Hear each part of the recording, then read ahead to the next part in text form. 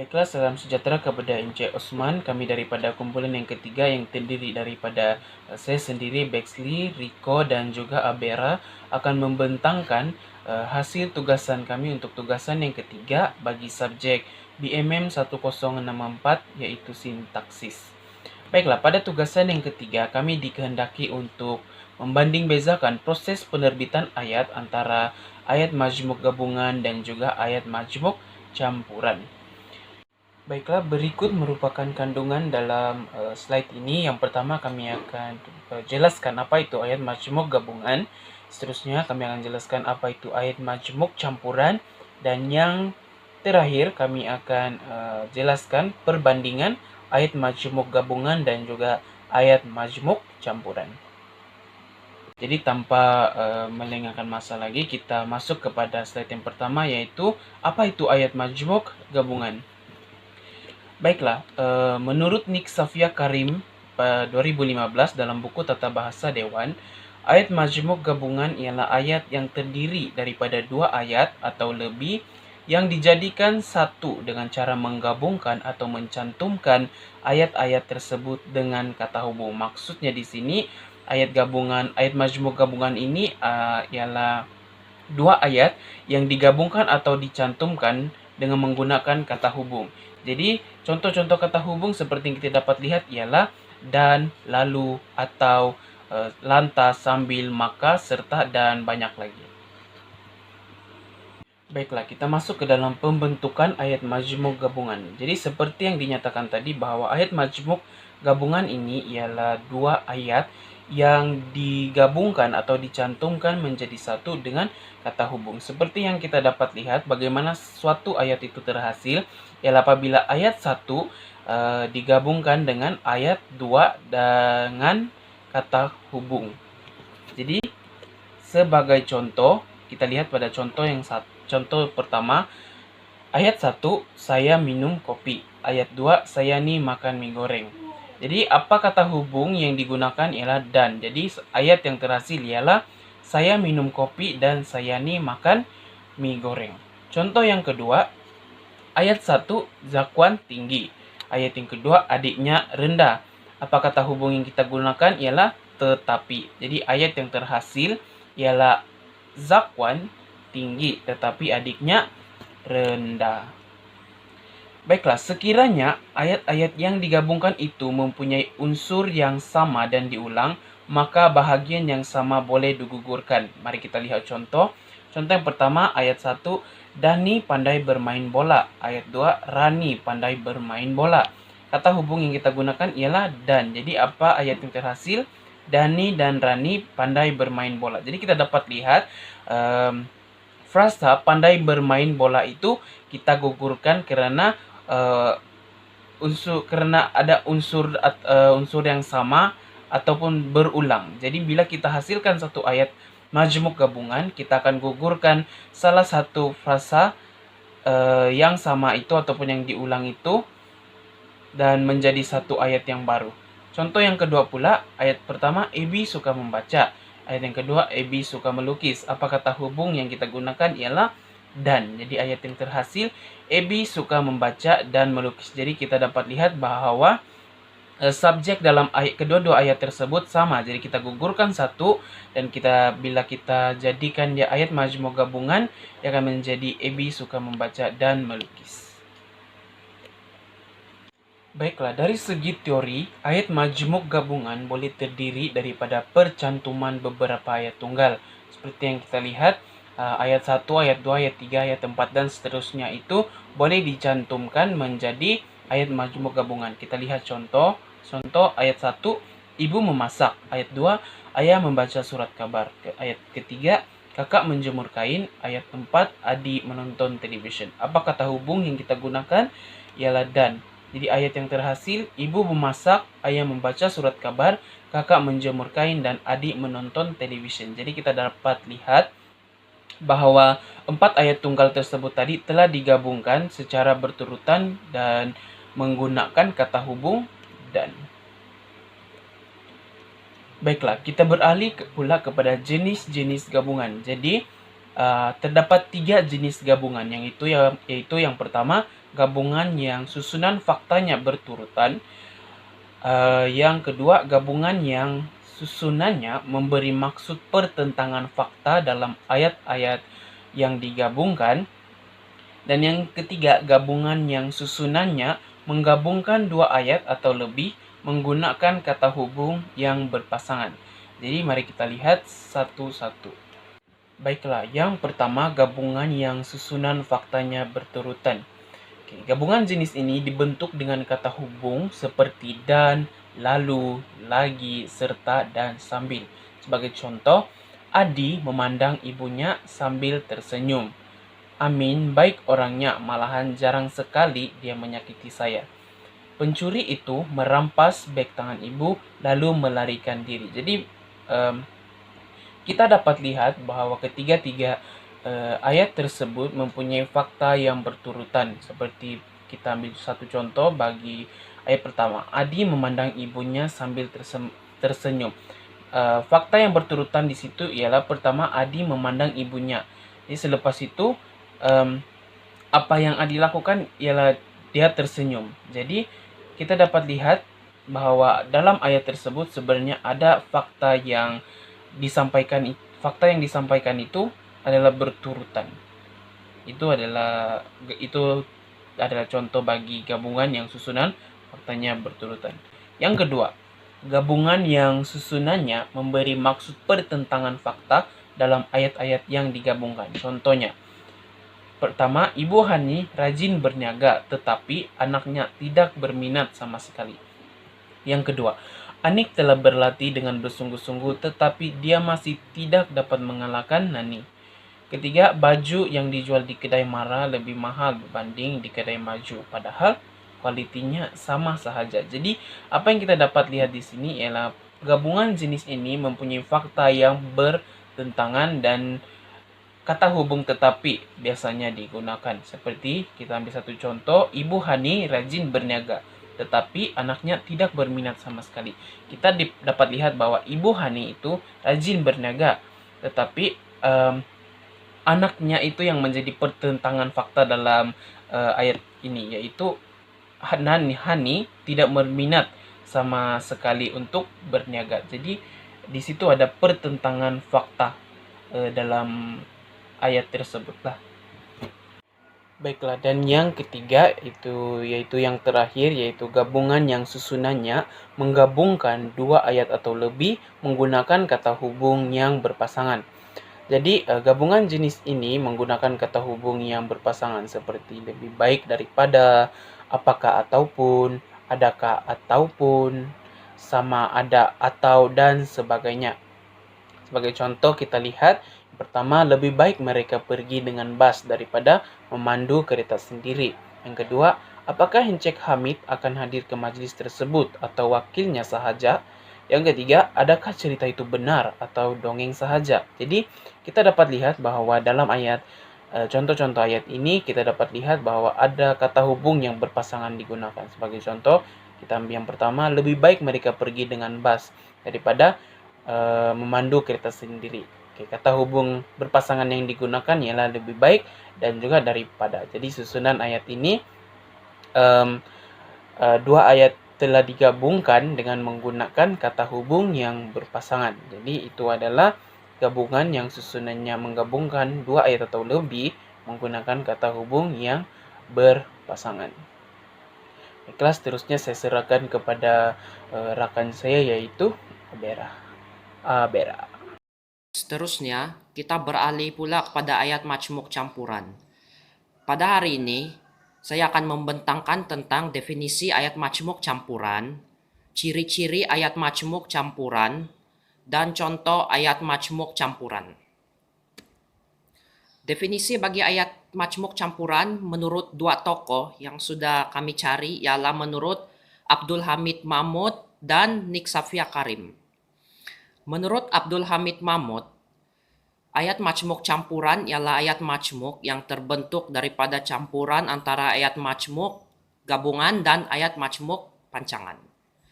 Manakala menurut Nik Safia Karim pula, ayat majmuk campuran ialah ayat yang mengandungi lebih daripada satu jenis ayat, yaitu campuran ayat tunggal, dengan ayat majmuk atau deretan berbagai jenis ayat majmuk.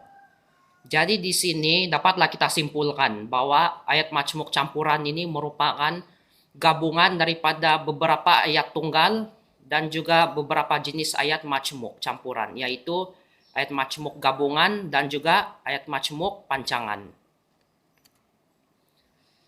Ciri-ciri ayat majmuk campuran ialah ayat majmuk campuran terdiri daripada pelbagai bentuk dan jenis ayat. Sebagai contoh, ayat majmuk campuran ini dia boleh terdiri daripada ayat tunggal, ayat majmuk pancangan, dan ayat majmuk gabungan. Ayat majmuk campuran ini biasanya ayatnya panjang karena ayat dia ini lebih kompleks. Ayat majmuk campuran juga dicampur dengan satu jenis ayat majmuk dengan ayat majmuk yang lain. Sebagai contoh, ayat majmuk gabungan digabungkan dengan ayat majmuk pancangan dan akan membentuk ayat majmuk campuran. Dan ayat majmuk campuran ini terdapat sekurang-kurangnya 3 klausa. Sebagai contoh, saya akan memberi satu ayat majmuk campuran, yaitu Ali sedang memasak nasi manakala Abu sedang mendengar radio ketika ayah pulang. Kita dapat melihat di sini bahwa terdapat 3 klausa dalam struktur ayat majmuk campuran ini. Yaitu klausa yang pertama, Ali sedang memasak nasi. Klausa yang kedua, Abu sedang mendengar radio. Dan klausa yang ketiga, ketika ayahnya pulang. Jadi sudah terang lagi bersuluh bahwa ayat majmuk campuran dikenali sebagai ayat yang kompleks. Seterusnya kita akan masuk pada contoh ayat majmuk campuran. Di sini kami telah mencari 4 contoh, yaitu yang pertama ayat gabungan dan ayat komplement. Contoh yang kedua ayat gabungan dan ayat relatif. Contoh yang ketiga ayat komplement dan ayat keterangan. Dan contoh yang terakhir, ayat keterangan dan ayat relatif. Bagi contoh ayat majmuk campuran, yang pertama yaitu contoh ayat gabungan dengan ayat komplement. Contoh ayat tersebut ialah, Bapak dan Ibu memberitahu kami bahwa kami perlu belajar dengan bersungguh-sungguh. Kita dapat lihat di sini bahwa terdapat ayat gabungan dan ayat komplement. Ayat gabungan dalam ayat majmuk campuran ini ialah Bapak dan Ibu memberitahu kami. Hal ini jelas karena Bapak dan Ibu memberitahu kami ini merupakan ayat gabungan. Manakala ayat komplement dalam ayat majmuk campuran ini ialah bahwa kami perlu berusaha kuat. Dua ayat majmuk ini yaitu ayat gabungan dan ayat komplement digabungkan lalu membentuk ayat majmuk campuran. Contoh yang kedua pula ialah ayat gabungan dan ayat relatif. Contoh ayat majmuk campuran yang dihasilkan ialah Ali dan Abu merupakan pemain bola sepak yang digeruni oleh pihak lawan. Kita dapat lihat di sini terdapat ayat gabungan dan ayat relatif. Ayat gabungan dalam ayat majmuk campuran ini ialah Ali dan Abu merupakan pemain bola sepak. Ayat ini merupakan ayat gabungan. Manakala ayat relatif dalam ayat ini ialah yang digeruni oleh pihak lawan. Ayat gabungan ini digabungkan dengan ayat relatif lalu membentuk satu ayat majmuk campuran. Contoh yang ketiga pula ialah ayat komplement dan ayat keterangan. Contoh bagi ayat majmuk campuran yang terbentuk ialah Aminah memberitahu bahwa dia benci akan Ali karena dia sering dibully olehnya. Kita dapat lihat di sini ayat komplement dalam ayat majmuk campuran tersebut ialah Aminah memberitahu bahwa dia benci akan Ali. Ini merupakan ayat komplement. Manakala ayat keterangan pula ialah karena dia sering dibully olehnya. Ayat komplement dan ayat keterangan ini digabungkan lalu terbentuklah satu ayat majmuk campuran. Contoh yang keempat pula yaitu ayat keterangan dan ayat relatif. Contoh ayat majmuk campuran yang terhasil daripada gabungan ayat keterangan dan ayat relatif ini ialah pemuda itu datang ke kampungnya dengan menaiki kereta yang baru dibelinya bulan lepas. Kita dapat lihat di sini ayat keterangan dalam ayat majmuk campuran ialah pemuda itu datang ke kampungnya dengan menaiki kereta. Ayat tersebut merupakan ayat keterangan. Manakala ayat relatif dalam ayat majmuk campuran ini ialah yang baru dibelinya bulan lepas. Ayat keterangan dan ayat relatif ini digabungkan lalu terbentuklah satu ayat majmuk campuran. Oleh itu, dapatlah kita rumuskan di sini bahwa ayat majmuk campuran itu merupakan satu ayat yang kompleks dan hasil daripada gabungan beberapa ayat majmuk. Contohnya ayat majmuk gabungan dan juga ayat majmuk pancangan. Baiklah, seterusnya saya akan meneruskan pembentangan kumpulan kami dengan perbandingan ayat majmuk gabungan dan ayat majmuk campuran. Apabila kita berbicara tentang perbandingan, tentunya ada perbezaan dan persamaan antara kedua-dua jenis ayat ini. Oleh itu, dalam bagian ini, saya akan membincangkan beberapa perbezaan dan persamaan yang terdapat dalam ayat majmuk gabungan dan ayat majmuk campuran berdasarkan aspek yang ingin dibandingkan. Perbandingan utama yang dapat kita lihat antara kedua-dua jenis ayat ini yaitu dari segi konsepnya. Ayat majmuk gabungan dan ayat majmuk campuran mempunyai dua konsep yang berbeza. Ayat majmuk gabungan ialah ayat yang terdiri daripada dua atau lebih ayat tunggal yang dicantumkan menjadi satu ayat menggunakan kata hubung. Manakala ayat majmuk campuran ialah ayat yang mengandungi lebih daripada satu jenis ayat, yaitu terdiri daripada campuran ayat tunggal dengan ayat majmuk atau deretan berbagai-bagai jenis ayat majmuk. Aspek seterusnya yang dapat dibandingkan antara kedua-dua jenis ayat ini ialah jenis kata hubung yang digunakan. Dalam ayat majmuk gabungan, ayat ini hanya menggunakan satu jenis kata hubung, yaitu kata hubung gabungan. Contohnya seperti dan, serta, maka, sambil, lantas, lalu, walaupun, atau, dan juga tetapi. Manakala ayat majmuk campuran pula menggunakan dua jenis kata hubung. Yang pertama, kata hubung gabungan, sama seperti yang digunakan dalam ayat majmuk gabungan. Dan yang kedua, kata hubung pancangan. Kata hubung pancangan terdiri daripada tiga jenis. Yang pertama, kata hubung pancangan relatif yang kedua, kata hubung pancangan komplement bahwa dan untuk, dan yang ketiga, kata hubung pancangan keterangan, contohnya seperti kerana, jika, dan demi. Aspek ketiga yang dapat dibandingkan antara ayat majmuk gabungan dan ayat majmuk campuran ialah dari segi jenis ayat yang digunakan. Bagi ayat majmuk gabungan, ayat ini hanya menggunakan satu jenis ayat sahaja untuk dicantumkan bagi menerbitkan ayat baharu, yaitu ayat tunggal. Contoh yang dapat kita lihat, ayat pertama, Ali bermain bola. Ayat kedua, Abu bermain bola. Apabila kedua-dua ayat tunggal ini dicantumkan dengan kata hubung, ayat ini akan menjadi Ali dan Abu bermain bola. Manakala bagi ayat majmuk campuran pula, ayat ini menggunakan lebih daripada satu jenis ayat untuk dicantumkan bagi menerbitkan ayat baharu. Contohnya seperti ayat gabungan, ayat relatif, ayat komplement, dan juga ayat keterangan.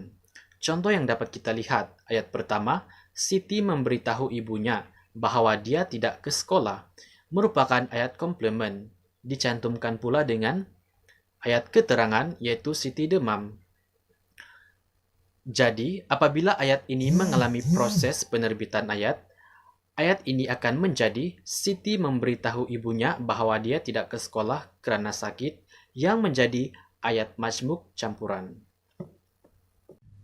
Aspek perbandingan yang seterusnya ialah dari segi proses pengguguran.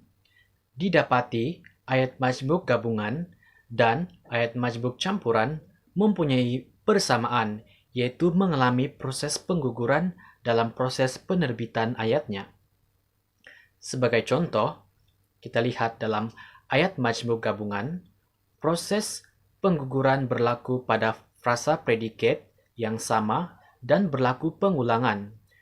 Contoh dalam ayat 1, Jerry gemar menonton wayang. Ayat 2, Jason gemar menonton wayang. Apabila ayat ini diterbitkan dan digabungkan dengan kata hubung, frasa predikat yang mengalami pengulangan tersebut akan digugurkan. Dan selepas pengguguran itu, ayat ini akan menjadi Jerry dan Jason gemar menonton wayang. Manakala bagi ayat majmuk campuran pula, pengguguran dilihat berlaku pada ayat kedua yang ingin dicantumkan yang bertindak sebagai subjek, yaitu subjek di mana subjek itu sama dengan objek dalam ayat pertama. Contoh yang dapat dilihat dalam ayat pertama, ibu dan kakak membuat kui bahulu. Kui bahulu ialah objek bagi ayat pertama. Ayat kedua, yang akan dijual di pasar malam, yang merupakan subjek yang telah digantikan yaitu kui bahulu.